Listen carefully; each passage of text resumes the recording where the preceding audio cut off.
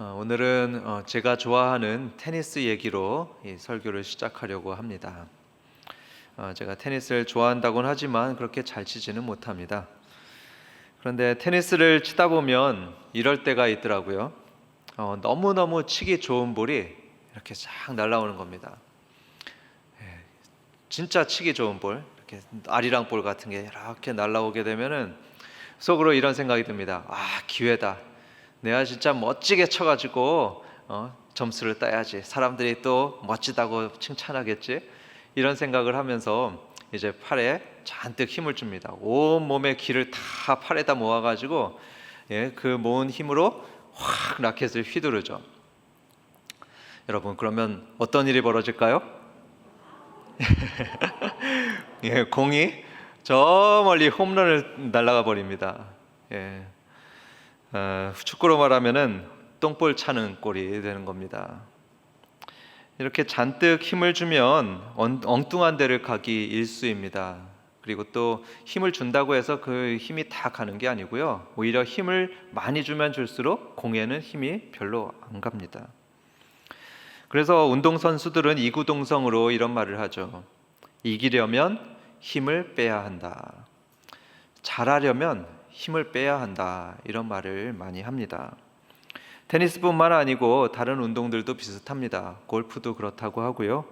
탁구도 또 뭐 여러 가지 구기 종목이 다 힘을 빼야지 잘하게 됩니다. 수영도 그렇습니다. 힘을 빼야지 물에 잘 뜨고요. 또 앞으로 잘 나가기도 합니다. 제가 지금 뭐 그렇게 수영을 또 잘하는 건 아닌데 그래도 물에 떠가지고 조금은 갑니다. 그런데 예전에 전혀 물에 뜨지 못한 때도 제가 있었습니다. 왜 그랬냐? 왜 물에 못 떴냐? 왜냐하면 물에 안 빠지려고 아주 막 용을 썼기 때문에 뜨질 못했었습니다. 배영할 때도요, 고개를 아주 빳빳이 들고서 어떻게든 막 떠가지고 앞으로 나가려고 막 힘을 주고 휘저으다 보니까 오히려 물속으로 가라앉더라고요. 그러다가 어느 날 발견했습니다. 수영법을 발견했는데 나 죽었다 하고서 그냥 뒤로 편안히 누우면 뜨더라고요. 고개를 뒤로 젖히고 온몸에 힘을 쫙 빼고 있으니까 물에서 뜨는 것을 발견하게 됐습니다. 그러면서 이제 수영을 조금씩 하게 됐죠.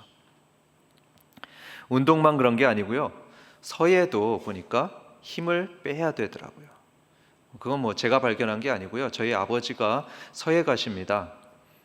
서예 가시고 한 40년 된 그러니까 좀 어느 정도 공력이 있는 그런 서예가라고 할 수가 있죠. 후학들도 많이 양성하신 그런 분이십니다. 제가 아버지께 질문을 드렸죠. 아버지, 글씨를 잘 쓰려고 해도 힘을 빼야 하나요? 이렇게 물어봤습니다. 이제 운동도 힘을 빼야지 잘한다고 하는데 서예도 과연 그럴까 해가지고 여쭤봤죠. 그랬더니 아버지 대답이 이렇습니다. 그럼 당연하지. 힘을 빼야지 힘 있는 글씨가 나오는 거다. 역설이죠. 힘을 빼야지 힘이 있고 아름다운 글씨가 나온다는 것입니다. 인생도 마찬가지고요. 신앙도 마찬가지인 것 같습니다. 힘이 다 빠지고 자아가 죽고, 그래서 죽은 나를 하나님께서 끌고 가면 희한하게 그때부터 살고 승리하는 역사가 생겨납니다. 이걸 잘 보여주는 게 예수님의 인생이죠. 예수님의 인생이 바로 그런 인생이었습니다. 5절과 6절을 보겠습니다. 함께 읽어볼까요? 너희 안에 이 마음을 품으라. 곧 그리스도 예수의 마음이니 그는 근본 하나님의 본체시나 하나님과 동등됨을 취할 것으로 여기지 아니하시고. 여기 보십시오. 그는 하면은 예수님이죠. 예수님은 근본 하나님의 본체시다. 하나님과 동등하신 분이었다는 겁니다. 똑같으신 분이었다. 그런데 어째요? 하나님과 똑같게 여겼다고요? 아니죠. 동등함을 취할 것으로 여기지 아니하시고 했습니다. 그래서 예수님은요, 자기가 왕인데도 불구하고 왕으로 대접받는 걸 당연하게 여기지 않으셨습니다. 사람들이 예수님을 어떻게 했습니까? 왕으로 추대하려고 그렇게 애를 썼었죠. 그런데 그때마다 예수님은 도망쳐 다녔습니다. 나 왕 안 된다 하면서 도망쳐 다니셨습니다. 7절도 보십시오. 7절에 예수님이 뭐라고 하죠? 오히려 자기를 비웠다. 특히 예수님은 어떠셨냐 하면은 자기를 비웠다 합니다. 자기를 비웠다. 이거는 자기 주관을 내려놓는다는 거죠. 자기 생각과 뜻을 다 비우는 겁니다. 자기 소원과 계획도 다 비우는 겁니다. 그래서 예수님은 이렇게 기도했습니다. 내 원대로 마시옵고 아버지의 원대로 되기를 원하나이다. 내 원대로 마시옵고 아버지의 원대로 되기를 원합니다. 예수님은 이렇게 하지 않았습니다. 하나님, 그건 절대 안 돼요. 저는 거기 절대 안 갈 거예요. 제가 왜 십자가를 집니까? 저는 안 할 겁니다. 이렇게 하지 않으시고 예수님의 기도는 아버지의 뜻대로, 아버지의 계획과 아버지의 소원대로 되기를 원하나이다 기도했습니다. 여러분, 이런 사람을 뭐라고 부를까요? 이렇게 자기의 원하는 걸 다 버리고 자기의 계획을 버리고 다른 사람의 소원을 따르는 사람, 다른 사람의 계획대로 맞추고 복종하는 사람, 이런 사람을 어떤 사람이라고 할까요? 한 글자로 말하면 종이라고 합니다. 종. 그렇습니다. 예수님은 그런 종이 되셨습니다. 7절에 보십시오. 어떤 형체를 가졌다고요? 종의 형체를 가지사 사람들과 같이 되셨고, 예수님은 스스로 종이 되는 삶을 사셨습니다. 스스로 자기가 원해서 종이 되는 삶을 사셨습니다. 그래서 예수님께서는요, 종처럼 무릎을 꿇으시고 사람들의 발을 닦아주셨습니다. 피곤해 죽겠는데도 아픈 사람들을 보면 거부하지 않으시고 치료를 해주셨습니다. 사람들이 부르는 대로 거부하지 않고 다 찾아가서 섬겨주셨습니다. 왕이신데 종처럼 사셨습니다.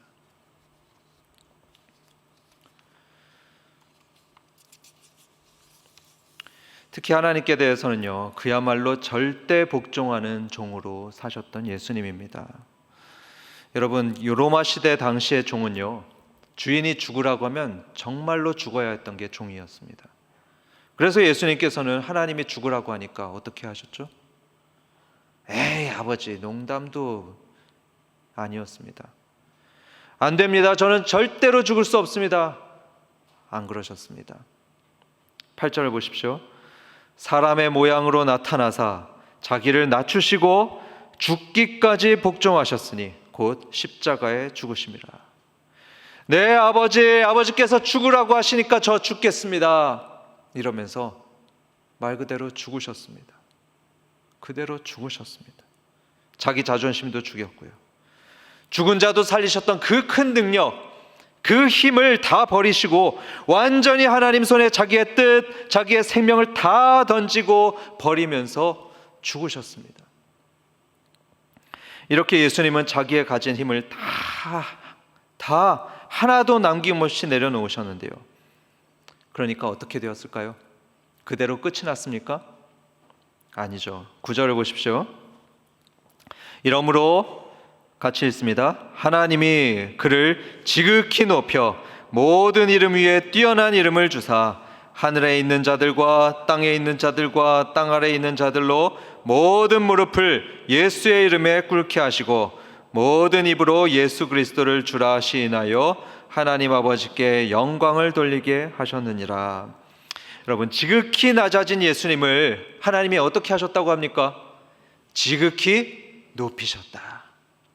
지극히 높아지게 하셔서 모든 무릎이 누구 앞에 꿇게 하셨습니까? 예수님 앞에 꿇게 하셨습니다. 이것도 역설이죠. 이게 바로 역설입니다. 예수님은 단 한 번도 사람들한테 너 무릎 꿇어 이렇게 복종을 강요하지 않으셨습니다.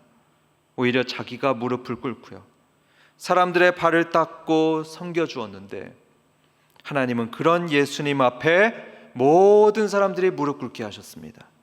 또 모든 입이 예수님을 주님이라고 고백하게 하셨죠. 하나님을 위해서 또 남을 위해서 자신을 내주고 죽게 되면 오히려 살고 승리하는 역사가 있다는 것을 하나님께서는 예수님의 인생을 통해 잘 보여주십니다. 그렇기 때문에 사랑하는 성도 여러분, 내가 자꾸 살려고 하면 안 됩니다. 내가 자꾸 자아가 살려고 애쓰면 안 됩니다. 내가 어떻게든 유명해져야지 하거나 내가 어떻게든 살아남아야지 하면서 용쓰거나 내 뜻대로 조종하려고 하거나 내가 왕으로 행세하려고 해서는 안 되는 겁니다. 나 무시하지 마 이러면서 눈에 잔뜩 힘을 주고 또 목소리에 큰 목소리를 내려고 하고 억지로 어기면서까지 막 내 뜻대로 어깨에다가 힘을 잔뜩 주고 심지어는 주먹까지 휘두르고 그러면 안 되는 겁니다. 그렇게 힘을 쓰고 이기려고 하면요, 당장은 이기는 것 같습니다. 당장은 뭔가 되는 것 같습니다. 그렇지만 결국엔 지게 됩니다. 사는 길이 아닙니다.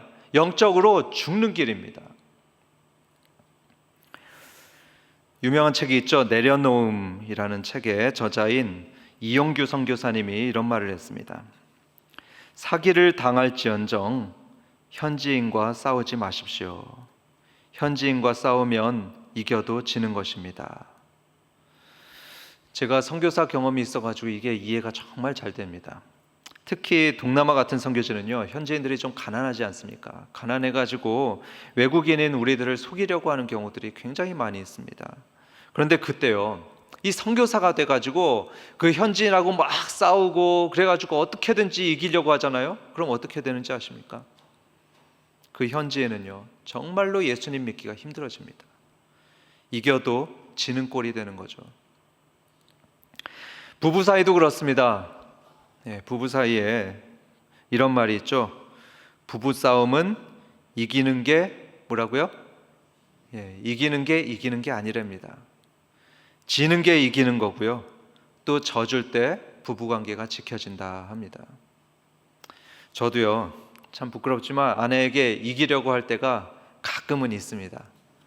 가끔은 이기려고 하는데요, 저희 무기가 뭐냐면 논리력입니다. 모든 남성들의 무기가 논리력 아닙니까?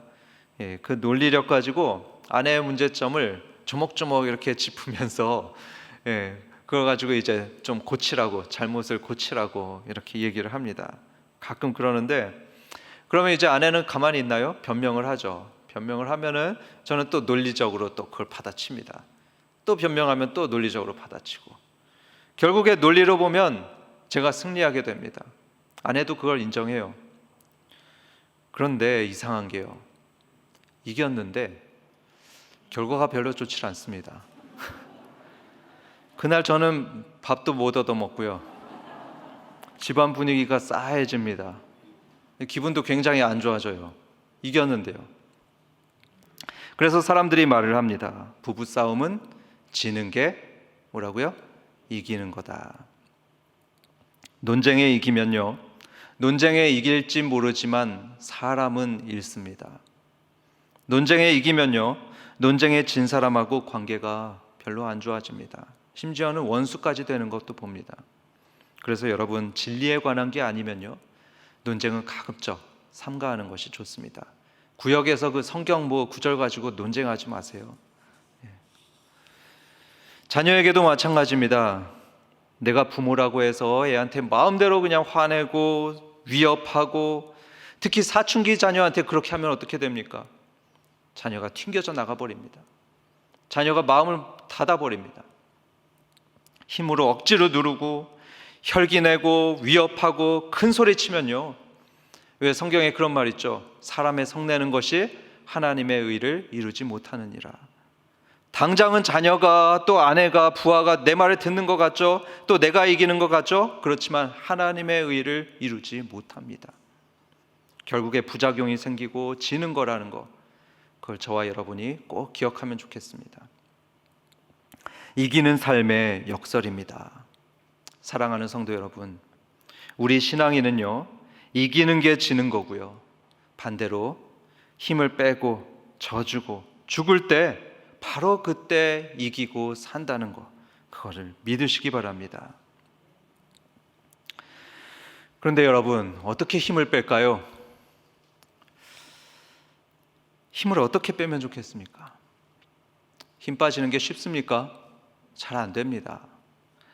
저도 아직 힘이 잘 빠지질 않습니다. 테니스 칠 때면요, 아직도 팔에 힘이 들어가가지고 똥볼 치고요, 그리고 지난주에도 여전히 아내를 이겨먹으려다가 밥을 못 얻어먹을 뻔한 적도 있고요, 자녀들을 대할 때도 안 그래야지 하면서도 야 하면서 소리 지를 때가 가끔 있습니다. 힘 빼는 거 정말 힘듭니다. 내 혈기, 내 감정, 내 계획 이런 거 죽이고 비우는 게 정말로 힘이 듭니다. 여러분, 그러면 어떻게 힘을 빼고 어떻게 우리 자아가 좀 죽을 수 있겠습니까? 어떻게 예수님처럼 자기를 비우고 낮은 마음을 가질 수 있을까요? 정답은 고난과 시련입니다. 우리 힘으로는 안 되고 고난과 시련입니다. 이기는 삶의 두 번째 역설입니다. 고난과 시련을 통과할 때 이기는 삶을 상급으로 받는다. 고난과 시련을 통과해야지 우리들의 자아가 죽게 되고요. 그렇게 자아가 죽어야 우리는 이기는 삶을 상급으로 받게 됩니다. 고린도후서 12장 7절부터 10절까지 말씀, 그것을 잘 보여줍니다. 같이 보겠습니다. 여러 계시를 받은 것이 지극히 크므로 너무 자만하지 않게 하시려고 내 육체의 가시 곧 사탄의 사자를 주셨으니 이는 나를 쳐서 너무 자만하지 않게 하려 하심이라. 이거 바울이 하는 말입니다. 바울이 너무 자만하지 않도록 사탄의 가시를 주셨으니 이렇게 하죠. 8절입니다. 이것이 내게서 떠나가게 하기 위하여 내가 3번 주께 간구하였더니 나에게 이르시기를, 하나님이 말씀하시죠. 내 은혜가 내게 족하도다. 이는 내 능력이 약한 데서 온전하여짐이라 하신지라. 그러므로 도리어 크게 기뻐함으로 나의 여러 약한 것들에 대하여 자랑하리니 이는 그리스도의 능력이 내게 머물게 하려 함이라. 그러므로 내가 그리스도를 위하여 약한 것들과 능욕과 궁핍과 박해와 곤고를 기뻐하노니 이는 내가 약한 그때에 강함이라, 승리함이라. 이 말을 하는 바울은 인간적으로 정말로 강한 사람이었습니다. 참 강한 사람의 대표주자입니다. 이분의 출신은 금수저 출신이었습니다. 로마 시민권자로 태어났습니다. 지금으로 말하면 미국 시민권자였죠. 그리고 또 가문이 어느 정도 부유했다고 합니다. 어느 정도 부유해서 이분의 조카가 예루살렘의 지도자들에게 아주 편안하게 접근할 수도 있었던 것을 사도행전에서 봅니다.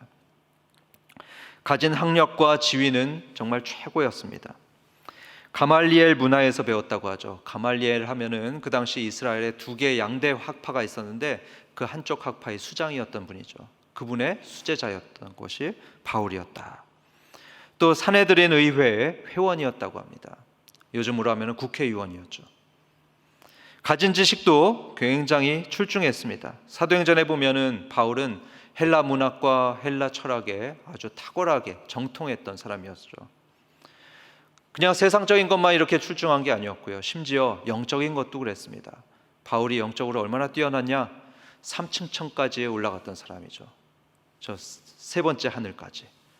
그래서 거기서 바울은 정말 말할 수 없는 신비한 광경을 봤다. 정말 신비한 소리를 체험했다. 이렇게 고백을 했습니다. 이 사람이 손수건을 갖다 놓으면 그 손수건을 댄 모든 병자들이 치료를 받았습니다. 뿐만 아니고 여러 교회들을 개척했죠. 요즘으로 하면 정말 가장 뛰어난 부흥사요 목사였던 것입니다. 뭐 하나 갖추지 않은 것이 하나도 없었고요. 마음을 먹으면 못할 게 하나도 없을 것 같은 강한 사람, 그가 바로 바울이었습니다. 그런데 이때, 너무 잘 나가는 이때 하나님께서는 뭘 주셨죠? 바울의 인생에 사탄의 가시, 육체의 가시를 주셨다 합니다. 이 사탄의 가시가 뭔가 사람들이 많이 추측을 하는데요. 간질이다 하는 사람도 있고 어떤 핍박과 고통이다 이렇게 설명하는 사람도 있습니다. 그게 뭔지는 잘 모르겠지만 분명했던 건 뭐냐면 바울에게 가시를 줬다는 것입니다. 가시. 찌르면 아픈 거죠. 쑤시고 들어오면 피도 나는 거죠. 우리를 아프게 만들고 인생을 괴롭게 하는 이 가시를 누가 줬다고 합니까? 하나님이 주셨다. 바울은 하나님께서 주신 이 가시 때문에 고통스러워하면서 이렇게 기도했습니다. 제가 상상하는데요, 분명히 이렇게 기도했을 겁니다. 하나님, 저에게 도대체 왜 이러십니까? 저는 이거 너무 괴롭습니다. 이 가시, 이 고통, 하나님 제발 좀 없애주십시오. 몇 번 간구했을까요? 3번입니다. 없애달라고 한 번도 아니고 2번도 아니고 3번을 하나님께 간구했습니다. 하나님의 대답이 뭐죠? 내 은혜가 내게 족하도다. 이는 내 능력이 강한 데서입니까? 아니죠. 약한 데에서 온전하여짐이라. 약한 데에서 온전하여짐이라. 우리는 고난이 너무 싫습니다. 실패가 너무 싫고요. 아프고 어려운 환경 너무나 싫어합니다. 육체의 가시, 사탄의 가시, 이런 거 박히는 거 좋아할 사람 아무도 없을 겁니다. 사도 바울도 너무 싫었죠. 그래서 몇 번을 간구했다고요? 3번이나 그거 좀 빼달라고 간절히 기도했었던 게 사도 바울이었습니다. 그런데 안타깝게도요, 그게 있어야지 사람의 힘이 빠집니다. 그게 있어야지 우리는 약해집니다. 그런데 그러면서 어떻게 됩니까? 약해지면서 온전해지는 역사가 생겨납니다. 겸손하게 됩니다. 약해지면서 주님의 능력이 머무르게 됩니다. 그런데 만약에 고난이 없으면 어떻게 됩니까? 실패가 없으면 어떻습니까? 사람이 계속해서 뻣뻣해집니다. 고집이 세고요, 안하무인인 사람이 되는 거죠. 다른 사람들을 깔보게 되고 교만한 자가 됩니다. 이런 사람은요, 하나님이 도무지 쓸 수 없는 사람이 되는 겁니다. 하나님의 능력이 떠나버립니다. 실패하는 인생이 되는 것입니다. 그래서 하나님께서는 우리 인생에 아픈 가시를 쑥 박아 놓으시는 겁니다. 우리가 지식을 과시하지 않도록 머리에 가시를 쑥 넣기도 하시고요, 미모를 자랑하지 않도록 가시를 넣으시고요, 부나 권력을 휘두르지 않도록 재산에도 가시를 쑥 박아 넣으시고. 성경에 그런 사람이 한 명 있습니다. 많은 사람이 있는데 야곱을 보겠습니다. 야곱이야말로 강한 사람의 또 대표적인 사람이죠. 이 사람은 잔머리의 귀재였습니다. 그리고 또 이기는 삶을 살곤 했었죠. 누구에게 이겼었죠? 형 에서에게 이겨먹었었죠. 또 삼촌 라반을 이겨먹었습니다. 이런 야곱에게 하나님께서 씨름을 걸어오셨죠. 야, 너 나랑 한번 겨뤄보자. 야곱이 어떻게 했습니까? 하나님도 이겨먹으려고 했습니다. 하나님도 내가 이겨먹으리라 용을 썼죠. 그러자 하나님께서 어떻게 하셨죠? 야곱의 허벅지 관절을 탁 치십니다. 허벅지 관절을 탁 쳐가지고 관절이 어긋나 버리는 일이 벌어지죠. 여러분, 씨름하는데 허벅지 관절이 어긋나게 되면 어떻게 됩니까? 어긋나게 되면 순간 힘이 다 빠지죠. 빠지면서 푹 쓰러지죠. 지는 겁니다.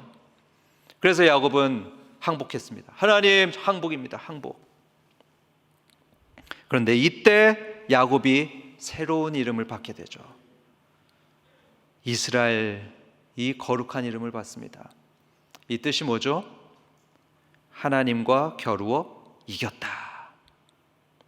굉장히 아이러니하지 않습니까? 하나님께 졌는데, 분명히 졌는데 이겼다는 이름을 주십니다. 그리고 그 자리에서 하나님으로부터 큰 축복을 받습니다. 역설이죠. 분명히 얻어맞고 졌는데 이긴 자가 되었습니다. 힘이 빠지고 하나님 앞에 주저앉았는데 축복을 받았습니다. 이후에 야곱은 정말로 유한 사람으로 변하는 것을 보게 됩니다. 늘 하나님과 동행하는 인생을 살았고요, 애굽 왕 바로까지도 축복해주는 정말로 존귀한 사람으로 변해갑니다. 바울도 마찬가지죠. 사탄의 가시, 또 육체의 가시로 약해졌습니다. 주저앉았습니다. 그리고 낮아지고 또 낮아졌는데, 이런 바울을 하나님이 평가하시는 게 온전한 사람이 되었다 합니다. 그리스도의 능력이 바울 속에 충만히 거하게 되었습니다. 하나님이 쓰시는 사람이 되었습니다. 그리고 2000년 기독교 역사에 정말 기라성 같은 영적 거장으로 승리하는 인생을 살게 되었죠. 이런 신앙의 원리를 깨달은 바울이 마지막에 이런 고백을 하는 걸 보게 됩니다. 10절을 같이 보겠습니다. 같이 읽죠. 그러므로 내가 그리스도를 위하여 약한 것들과 능욕과 궁핍과 박해와 곤고를 기뻐하노니 이는 내가 약한 그때에 강함이라. 사랑하는 성도 여러분, 혹시 여러분 중에 험한 시련과 풍파로 또는 질병 같은 육체의 가시 때문에 너무너무 약해지신 분 계십니까? 그래서 나는 아무것도 못해요 이렇게 탄식하시거나 하나님 이제 마음대로 하십시오 이러면서 하나님께 자기 인생을 다 내맡긴 분이 계십니까? 오늘의 핵심입니다. 여러분은 낮아졌다고 생각할지 모르지만, 약해졌고 실패했다고 생각하겠지만, 내가 약한 그때의 강함이라, 내가 약한 그때의 강함이라, 이 바울의 말처럼 바로 지금이 하나님께서 여러분 삶에 강하게 역사할 수 있는 때라는 것을 믿으시기 바랍니다. 어쩌면 더 약해져야 할지도 모릅니다. 우리는 정말로 낮아졌다고 생각할지 모르지만 어쩌면 더 낮아져야 할지 모릅니다. 아직도 내 뜻은 많습니다. 내 의지가 너무 강합니다. 더 비워져야 합니다. 십자가에 못 박혀야 합니다. 힘이 다 빠져서 축 늘어져야 합니다. 그래서 하나님께서 이끄시는 대로 그저 따라가는 사람이 되어야 하는 거죠. 그럴 때까지 하나님께서는 계속해서 시련을 주시고 계속해서 아픔을 주시고 고난을 주실 수 있습니다. 그렇게 해서 마침내 우리의 육의 사람이 온전히 힘을 잃어버리고 대신 하나님께서 우리들의 생각과 감정과 의지를 온전히 다스리게 된다면, 그렇게 된다면 어떻게 되겠습니까? 그때부터 우리는 이기게 됩니다. 남편과의 관계가 변하게 되고요, 자녀와의 관계가 변하게 되고요, 막힌 게 풀리고 열리는 삶을 분명히 경험하게 될 것입니다. 큰 소리로 이기려고 하지 않는데도, 또 힘으로 이기려고 하지 않는데도 사랑으로 이기게 되고, 온유함으로 이기게 되고, 거룩으로 이기게 되고, 예수님의 지혜로 이기는 삶을 경험하게 될 것입니다. 결론을 맺겠습니다. 오늘 우리는 두 가지 이기는 삶의 역설을 듣게 되었습니다. 첫 번째 역설이 뭐죠? 이기려면 힘을 빼야 한다. 온 몸과 마음의 힘이 다 빠지고요, 내 자아가 십자가에서 다 죽을 때, 그때 역설적으로 이기게 되는 그런 신앙의 원리에 대해서 들었습니다. 그리고 두 번째 뭡니까? 그렇게 힘이 빠지고 자아가 죽는 게 잘 안 되기 때문에, 그렇죠? 다 잘 안 되죠. 그렇기 때문에 하나님께서는 당신의 자녀들이 때때로 고난을 겪고 아픔을 겪고 시련을 겪도록 그것을 통과하게 하시는데, 그 고난의 통로를 지나가면서 우리는 비로소 힘이 빠지게 됩니다.